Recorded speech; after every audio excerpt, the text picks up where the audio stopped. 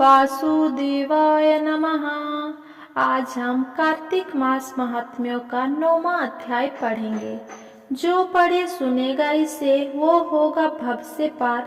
श्रीहरि कृपा से लिख रहा 9वां अध्याय का सार। राजा पृथु ने कहा, हे मुनिश्रेष्ठ नारद जी, आपने कार्तिक माह के व्रत में जो तुलसी की जड़ में भगवान विष्णु का निवास बताकर उस स्थान की मिट्टी की पूजा करना बतलाया है, अतः मैं श्री तुलसी जी के महात्म्य को सुनना चाहता हूँ। तुलसी जी कहाँ और किस प्रकार उत्पन्न हुई, ये बताने की कृपा करें। नारद जी बोले, राजन, अब आप तुलसी जी की महात्मा कथा अपने जन्मों का प्राचीन इतिहास ध्यान पूर्वक सुनिए। एक बार देवगुरु बृहस्पति और देवराज इंद्र भगवान शंकर का दर्शन करने कैलाश पर्वत की ओर चले। तब भगवान शंकर ने अपने भक्तों की परीक्षा लेने के लिए जटाधारी दिगंबर का रूप धारण कर उन दोनों का मार्ग में अवरोध उत्पन्न किया।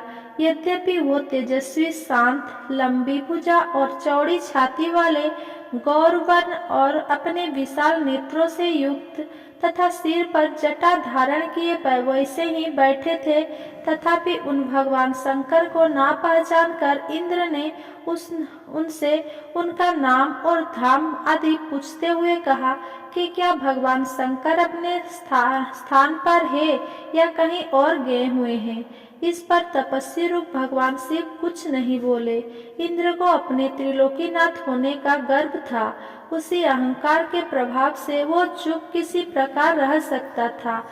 उसने क्रोधित होते हुए उस तपस्वी को घुड़कर कहा, अरे मैंने तुमसे कुछ पूछा है और तू उसका उत्तर भी नहीं देता। मैं अभी तुझ पर वज्र का प्रहार करता हूँ, फिर देखता हूँ कि कौन तुझ दुर्मति की रक्षा करता है।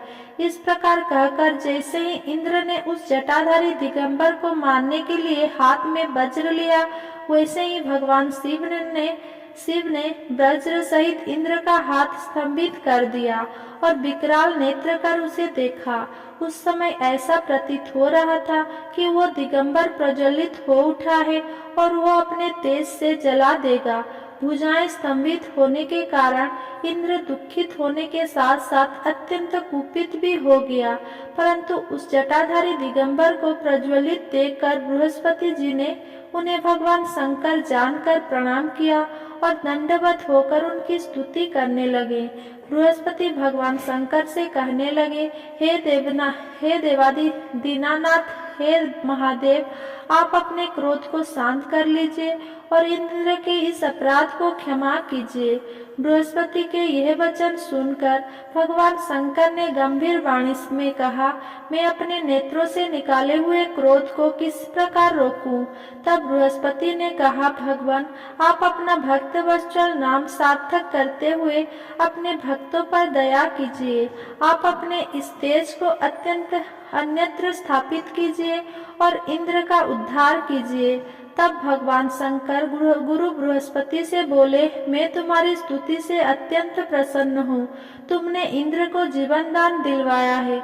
मुझे विश्वास है कि मेरे नेत्रों की अग्नि अब इंद्र को पीड़ित नहीं करेगा। बृहस्पति से इस प्रकार कहकर भगवान शिव ने अपने मस्तक से निकाले हुए अग्निमय तेज को अपने हाथों में ले लिया और फिर उसे क्षीर सागर में डाल दिया। तत्पश्चात भगवान शंकर अंतर्ध्यान हो गए। इस प्रकार जिसको जो जानने की कामना थी उसे जानकर इंद्र तथा बृहस्पति अपने अपने स्थान को चले गए। कार्तिक महात्म्यों का 9वां अध्याय संपूर्ण हुआ।